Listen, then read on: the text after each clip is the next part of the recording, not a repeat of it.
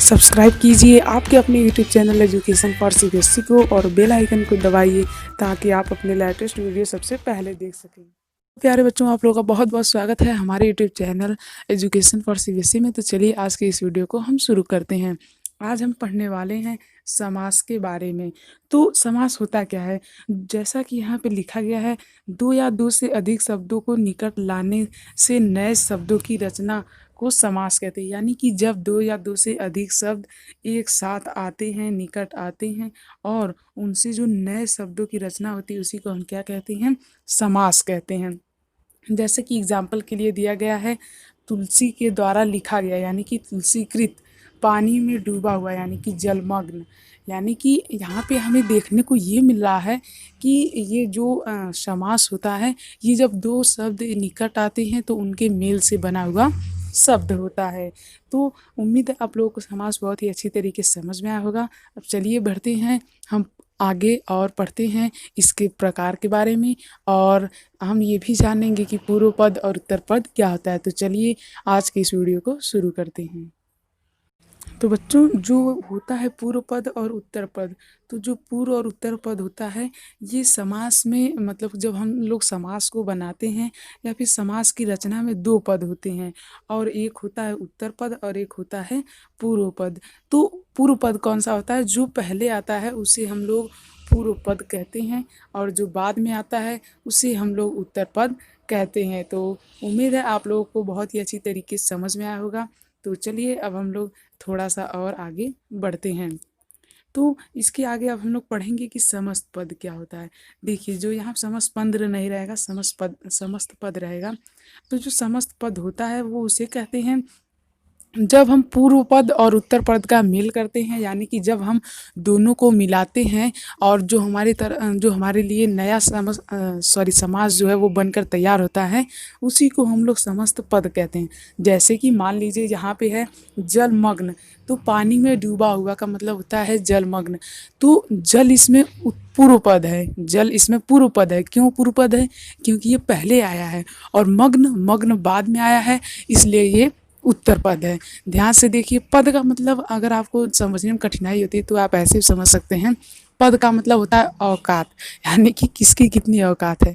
जो पहले आएगा, जो पूर्व आएगा, यानी जो पूर्व पद होता है उसकी औकात होती है पहले आने की, और जो उत्तर पद होता है उसकी औकात होती है बाद में आने की। इस तरह से आप लोग बहुत ही अच्छी तरीके से इसे समझ सकते हैं। चलिए एक और एग्जाम्पल लेते हैं, जैसे कि लंबोदर, यानी कि जिसका उदर जो होता है यानी जो पेट होता है वो लंबा होता है। यानी कि जो लंबोदर में जो लंब है ये क्या है? जल्दी बोलिए। पूर्व पद। क्यों? क्योंकि ये पहले आ रहा है। उदर, उदर क्या है? लंबोदर, लंब धन उदर से बना है ना। लंबोदर लंब धन उदर से बना है। जानने के लिए आप लोग संधि वाला चैप्टर देख सकते हैं हमारे चैनल पे, जो कि अवेलेबल है। तो यहाँ पे जो लंब धन उदर होता है, तो इसमें जो लंबोदर है, ये इसमें देखिए जो लंब है वो पहले आ रहा है, इसीलिए वो कौन सा पद हुआ? पूर्व पद हुआ। और उत्तर पद कौन है? जो जो उदर है उसे हम लोग क्या बोलेंगे? उत्तर पद। ठीक है ना? तो उम्मीद है आप लोगों को बहुत ही अच्छी तरीके से समझ में आ रहा होगा। प्लीज़ हमारे चैनल को सब्सक्राइब कर लीजिए अगर आपको अच्छे से समझ में आ रहा है तो। आप लोग सब्सक्राइब नहीं करते हैं तो सब्सक्राइब जरूर कर लीजिएगा। और बढ़ते ही इसी के साथ आगे और पढ़ते हैं समास के कितने प्रकार होते हैं। तो चलिए उसे शुरू करते हैं। लेकिन आगे बढ़ने से पहले अब हम लोग यहाँ पे ये देखेंगे कि कितने पूर्व पद और उत्तर पद और समस्त पद को हम अच्छे से देखेंगे। देखिए, हाथ से लिखा हुआ, यानी कि हस्तलिखित। हस्तलिखित का मतलब क्या होता है? जो चीज़ हाथ से लिखी गई हो। तो इसमें पहले कौन आ रहा है? हस्त। तो हस्त क्या हुआ? पूर्व पद। उत्तर पद यानी जो बाद में आ रहा है, यानी कि ये लिखित। तो लिखित क्या हो गया? उत्तर पद हो गया। उसी तरह से रसोई के लिए घर, यानी कि रसोई घर। अब रसोई घर में पहले कौन आ रहा है? रसोई। और बाद में कौन आ रहा है? घर, यानी कि रसोई पूर्व पद और घर उत्तर पद। नीला है जो गगन, उसी तरह से आप लोग सभी देख सकते हैं, ये है पूर्व पद, ये है उत्तर पद और ये है समस्त पद, और ये है शब्द समूह। देखिए, ये शब्दों का समूह है। इसमें से पूर्व पद यहाँ पे लिखा गया है, उत्तर पद यहाँ पे और समस्त पद यहाँ पे। समस्त पद मतलब कि समस्त पद, जैसे नाम से ही पता चल रहा है कि पूर्व पद और उत्तर पद का जो कॉम्बिनेशन होता है उसी को हम लोग समस्त पद कहते हैं। तो चलिए अब हम आगे बढ़ते हैं। तो बच्चों अब हम लोग पढ़ेंगे समास के प्रकार के बारे में। तो समास के कितने प्रकार होते हैं? समास के 6 प्रकार होते हैं जो कि आपको यहाँ पे दिए गए हैं। पहला होता है अव्ययी भाव समास, दूसरा तत्पुरुष समास, तीसरा द्वंद्व समास, चौथा कर्मधारय, पांचवा द्विगु, छठवां बहुब्रीहि। तो देखिए अब हम बारी बारी करके इन 6 को पढ़ेंगे और विस्तार में पढ़ेंगे कि ये क्या होता है। और तत्पुरुष समास के जो भेद होते हैं वो काफ़ी बड़ा है और वीडियो काफ़ी बड़ा बन जाता है, इसलिए मैं उसका अलग ही वीडियो बनाया हूँ। आप लोग उसे जाके चेक कर सकते हैं हिंदी ग्रामर वाली प्लेलिस्ट में, तो चेक करना ना भूलिए। तो चलिए अब हम लोग आगे बढ़ते हैं और इन्हें पढ़ते हैं। तो चलिए अब हम लोग पढ़ते हैं अव्ययी भाव समास। तो जिस समास में पहला पद प्रधान होता है और दूसरा गौड़ होता है उसे हम लोग क्या कहते हैं? अव्ययी भाव समास कहते हैं। देखिए यहाँ पे जो गौड़ है इसका मतलब होता है अप्रधान, यानी कि जो प्रधान न हो। यानी कि अप्रधान का मतलब तो आप लोगों को समझ में आ ही रहा होगा, यानी जिसकी ज़्यादा वैल्यू हो उसे हम लोग प्रधान बोलते हैं। तो जो अव्ययी भाव समास होता है उसमें जो पहला पद होता है वो क्या होता है? प्रधान, और दूसरे पद की मतलब कि अप्रधान आप उसे कह सकते हैं, यानी कि उसकी एक तरह से कोई वैल्यू नहीं होती है। और उसी समास को हम लोग क्या कहते हैं? अव्ययी भाव समास कहते हैं। और इस समास में जो पूर्व पद होता है वो अव्यय होता है तथा उत्तर पद जो होता है यानी कि बाद वाला जो पद होता है उसे संज्ञा या विशेषण होता है। तो उम्मीद आप लोग को समझ में आ गई होगी। इसकी डेफिनेशन एग्जाम्पल करते हैं उससे और अच्छे से समझ में आएगा। जैसे कि यहाँ पे दे दिया गया है आजीवन। आजीवन में देखिए पूर्व पद जो है वो है आ, यानी कि अव्यय है ये, और जीवन जो है वो क्या है? संज्ञा। तो देखिए अव्यय के बाद संज्ञा आया यानी कि ये अव्ययी भाव समास है। आप इस तरह से भी देख सकते हैं कि जब जब अव्यय आएगा तो वो अव्ययी भाव समास होगा। जब जब अव्यय आएगा तो अव्ययी भाव समास होगा। एक कॉपी और पेन लेके बैठ जाइए और इन सभी बातों को नोट करते जाइए और इसे याद भी कीजिए। जैसा कि मैं आपको बताया था कि हिंदी कैसे पढ़ी जाती है उसी तरह से आप लोग ज़रूर पढ़िए। यदि आप वो वीडियो नहीं देखे हैं तो उसे देख सकते हैं। देखिए अब हमारे पास आ जाते हैं अन्य उदाहरण, जैसे कि अनजाने। अनजाने मतलब बिना जाने। तो यहाँ पे जो बिना है वो क्या है? बिना है जो ये एक अव्यय है। और यहाँ पे अजन्मा या फिर बिना जन्मे, अनचिन्हा यानी कि जिसे हम न जानते हो, या फिर बिना चिन्हे, आजीवन मतलब जीवन भर। तो इसी तरह से काफ़ी सारे एग्जाम्पल्स हमें दे दिए गए हैं अव्ययी भाव समास के। तो आप लोग इन्हें लिख सकते हैं अपने कॉपी पे या फिर स्क्रीनशॉट ले सकते हैं। तो चलिए अब हम लोग बढ़ते हैं आगे। तो बच्चों देखिए ये काफ़ी इंपॉर्टेंट समास है। इस समास का नाम है तत्पुरुष समास। बहुत ही ध्यान से देखिएगा, काफ़ी अच्छा समास है और इसके कई सारे प्रकार भी होते हैं जिसका मैंने एक अलग ही वीडियो बना रखा है ताकि ये वीडियो ज़्यादा लंबी ना हो। तो चलिए हम इसे स्टार्ट करते हैं। देखिए जिस समास का उत्तर पद प्रधान और पूर्व पद गौड़ होता है उसे तत्पुरुष समास कहते हैं। वीडियो को स्किप मत कीजिएगा, क्योंकि देखिए मैं गौड़ का मतलब एक बार बता चुका हूँ और फिर से बता रहा हूँ कि गौड़ का मतलब कि जो पद प्रधान न हो उसे गौड़ बोलते हैं। प्रधान का मतलब क्या होता है? जिसकी मुख्यता न हो उसे गौड़ बोलते हैं। तो उम्मीद आप लोगों को गौड़ का मतलब समझ में आ गया होगा। और तत्पुरुष समास की मीनिंग भी आपको समझ में आ गई होगी, यानी कि जिसमें बाद वाला पद जो होता है उत्तर पद वो प्रधान होता है और जो पहले वाला पद होता है वो क्या होता है? गौड़ होता है। पूर्व पद और उत्तर पद का मतलब ही मैंने आपको बताया है। तो देखिए यहाँ पे है मोक्ष प्राप्त, यानी कि मोक्ष को प्राप्त। तो देखिए अगर मान लीजिए इसमें प्राप्त ना होता तो इसकी प्रधानता मैं आपको दिखा रहा हूँ। अगर प्राप्त ना होता तो मोक्ष को, इसका कोई अर्थ निकलता नहीं। लेकिन अगर वहीं पे मैं हटा दूँ मोक्ष को हटा दिया तो क्या बचा? प्राप्त। प्राप्त तो प्राप्त को कुछ भी प्राप्त कर सकता है, लेकिन मोक्ष को वो छोड़ भी सकता है। मतलब कि इस तरह से आप लोग समझ सकते हैं कि जो उत्तर पद की यहाँ पे प्रधानता है या फिर उत्तर पद की यहाँ पे ज़रूरत है। रणभूमि यानी रण की भूमि जहाँ पे युद्ध होता है। तो ये क्या है? तत्पुरुष है। अब हम लोग इसे और डिटेल में पढ़ेंगे अगले वीडियो में, लेकिन इस वीडियो में हम लोग सिर्फ समास के बारे में पढ़ेंगे और समास के प्रकार की डेफिनेशन वगैरह भी पढ़ रहे हैं। तो हम लोग डेफिनेशन वगैरह तो पढ़ ही चुके हैं। अब चलिए अब हम लोग बढ़ते हैं इसके अगले प्रकार की तरफ। उससे पहले यदि आपने हमारे चैनल को सब्सक्राइब नहीं किया है तो प्लीज़ कर लीजिए सब्सक्राइब। तो चलिए अब हम आगे बढ़ते हैं। तो बच्चों जो हमारा तीसरा समास आ जाता है वो आ जाता है द्वंद। यहाँ पे वंद नहीं द्वंद रहेगा। ये यहाँ पे व के नीचे ये रहेगा।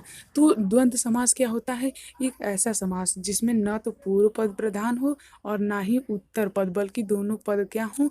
समान हो। यानी कि दोनों पद में से अगर किसी सबकी अपनी अपनी वैल्यू हो, अगर कोई भी हटा दिया जाए तो उसका अर्थ न रह जाए। मैं आपको पद के बारे में पहले ही अच्छे से बता चुका हूँ। और जो पहले आता है उसे पूर्व पद, जो बाद में आता है उत्तर पद। पहले वाला जिसकी औकात सबसे ज़्यादा है वो पूर्व पद, जिसकी औकात सबसे कम है वो उत्तर पद। तो उम्मीद है आप लोगों को समझ में आ चुका होगा बहुत ही अच्छी तरीके से। तो चलिए बढ़ते हैं इसके एग्जाम्पल्स की ओर। तो यहाँ पे देखिए, जब कभी और या फिर डैश आपको दिखे तो आप लोग समझ जाइए कि हो ना हो ये द्वंद्व समास ही होगा। क्योंकि यहाँ पे देख सकते हैं राजा, रंक, नर, नारी, मान सम्मान, यश, अपयश, दाल, रोटी, इन सब में क्या लगा है? डैश लगा है। और इसका जो समास विग्रह होता है वो कैसे होता है? राजा और रंक, नर और नारी, तो कुछ इस तरह से होता है। तो चलिए अब हम बढ़ते हैं आगे और समझते हैं। इससे पहले यदि आपने हमारे चैनल को सब्सक्राइब नहीं किया है तो प्लीज़ सब्सक्राइब कर लीजिएगा। तो बच्चों अब हम लोग बढ़ते हैं अपने आगे। तो ये है कर्मधारय समास। कर्मधारय समास देखिए सबसे इजी समास आपको जो भी मिलेगा वो सिर्फ कर्मधारय समास और द्विगु समास, बस ये दोनों और बहुब्रीहि, ये तीन जो है ये बहुत ज़्यादा आसान है। तो देखिए इसमें क्या होता है कि एक पद उपमेय होता है और विशेषण या तो विशेष्य होता है। अब उपमेय, विशेषण, विशेष्य मैं तीनों का मतलब आपको पिछली 2 वीडियो से बताते आ रहा हूँ और फिर से इसमें भी रिपीट करता हूँ कि देखिए, उपमेय मतलब कि जिसकी तुलना की जाए, विशेषण मतलब कि आप लोग समझते ही हैं जिसकी विशेषता बताई जाए, और विशेष्य मतलब कि जो विशेषता बताई जाए। जैसे कि एग्जाम्पल के लिए ले लीजिए कि गाय काली है। अगर गाय जो है वो काली है तो इसमें जो काली है वो उसकी विशेषता है, और जो विशेष्य है वो किसकी विशेषता है? यानी कि गाय की विशेषता है। तो उम्मीद आप लोगों को समझ में आ गया होगा। तो देखिए इसका एग्जाम्पल देखते हैं। किसका एग्जाम्पल? कर्मधारय का। कंफ्यूज मत होइए, आप लोग इसे कॉपी पे नोट करते जाइए और जो मैंने आपको पढ़ने का तरीका बताया था उसी तरीके से इसे पढ़िएगा भी एक बार ज़रूर से। तो चलिए इसे स्टार्ट करते हैं। तो इसका जो पार्ट होता है, सॉरी, जो इसका एग्जाम्पल है वो है महादेव, यानी महान है देव। तो देखिए इसमें देव की विशेषता बताई गई है। देव की विशेषता बताई गई है कि वो कैसे है? महान है। तो ये कौन सा समास हुआ? कर्मधारय। कर्मधारय समास में ट्रिक बता रहा हूँ। कर्मधारय समास में आपको कर्म बताया जाता है। जी हाँ, आपने बिल्कुल सही सुना। जब भी कभी भी आपको किसी भी समास में कर्म का ज्ञान हो कि उसका कर्म कैसा है, अच्छा है, बुरा है, ऊपर है, नीचे है, या फिर कोई भी कर्म का ज्ञान हो या फिर उसकी विशेषता बताई जाए, कर्म या फिर विशेषता, तो कर्मधारय है। कर्म या फिर विशेषता तो कर्मधारय है। द्विगु में क्या होता है? संख्या गिनी जाती है। बहुब्रीहि में तीसरे की ओर संकेत किया जाता है। इसे मैं आपको आगे और अच्छे से बताऊंगा। खैर, कर्मधारय में कर्म की बात की जाती है। तो चलिए बढ़ते हैं आगे। तो चलिए अब हम लोग पढ़ते हैं द्विगु समास के बारे में। तो जो द्विगु समास होता है उसका पहला पद संख्यावाचक होता है। बहुत ही अच्छा है समास, बहुत ही इजी है। जब ही कभी भी आपको संख्यावाचक मिले पहला पद या फिर पूर्व पद, तो आप समझ जाइए कि वो और कोई नहीं, अपना द्विगु समास है। तो चलिए अब हम इसके एग्जाम्पल्स को देखते हैं। सबसे अच्छा एग्जाम्पल चतुर्भुज, यानी 4 भुजाओं से घिरी आकृति। तो इसमें देखिए सभी एग्जाम्पल्स में 2 3 3 4 4 5 5 6 6 6, तो यहाँ पे हमें नंबर्स का पता चल रहा है। यहाँ पे हमें टोटली किसका पता चल रहा है? नंबर का। तो जब भी कभी भी हमें संख्या का बोध हो तो समझ जाइए कि वो द्विगु समास है। इसमें कोई समझाने वाली बात नहीं है, बहुत ही ईजी है। जब कभी भी संख्या का पता चले तो द्विगु समास। कर्मधारय समास कब? जब उसके कर्म का पता चले, जब उसके कार्य का पता चले, तो वो कैसा होगा? कर्मधारय समास होगा। तो चलिए अब हम बढ़ते हैं आगे। अब हम आ चुके हैं बच्चों अपनी छाठवें समास की तरफ और लास्ट समास की तरफ। इसका नाम है बहुब्रीहि। जैसा कि मैंने आपको पहले ही बताया था, इसमें तीसरे की ओर संकेत किया जाता है। यानी कि 1 2 पर्सन हुए तो इसमें तीसरे की ओर संकेत किया जाता है, किसी थर्ड व्यक्ति के बारे में। देखिए इसकी डेफिनेशन है, जिस समास में न तो पूर्व पद प्रधान होता है न तो उत्तर पद, बल्कि अन्य पद की ओर संकेत करते हैं, उसे बहुब्रीहि समास कहते हैं। जैसे कि पंकज अर्थात पंक धन ज, यानी कि पंक मतलब कीचड़ और ज मतलब जू, यानी कि कीचड़ में जो जन्म लेता है उसे हम क्या बोलते हैं, पंकज। अर्थात कमल, कमल ही एक ऐसा फूल होता है जो कि कहाँ उगता है, कीचड़ में उगता है। तो जो कमल होता है वो कहाँ उगता है, कीचड़ में। तो अर्थार्थ यानी कि यहाँ पे कौन सा समास हुआ, बहुब्रीहि समास। ध्यान से देखिए, मैं आपको और अच्छे से एक्सप्लेन करूँगा। देखिए जैसे कि त्रिनेत्र, यानी कि जिसकी तीन आँखें हों, जिसकी तीन आँखें हों, अर्थात शिव शंकर भगवान। तो यहाँ पे किसे दिखाया गया है, त्रिनेत्र। त्रिनेत्र का मतलब तीन आँखों वाला। तो यहाँ पे तीसरे की ओर संकेत किया गया। अब आप लोग कहेंगे कि ये तो द्विगु समास भी है। हाँ, द्विगु समास रहता, पर अगर तीसरे की ओर संकेत ना किया जाता तो। जैसे कि दशानन, दशानन मतलब 10 भुजाओं वाला। तो अगर इस दुनिया में कोई भी 10 भुजाओं वाला ना होता, या फिर मान लीजिए इस दुनिया में कोई 10 भुजाओं वाला 10 सिर वाला कोई है ही नहीं, तब ये द्विगु समास होता। लेकिन यहाँ पे ये क्या हो जाएगा, बहुब्रीहि समास। तो जब भी तीसरे की ओर संकेत होता है तो वो कौन सा समास होता है, बहुब्रीहि समास होता है।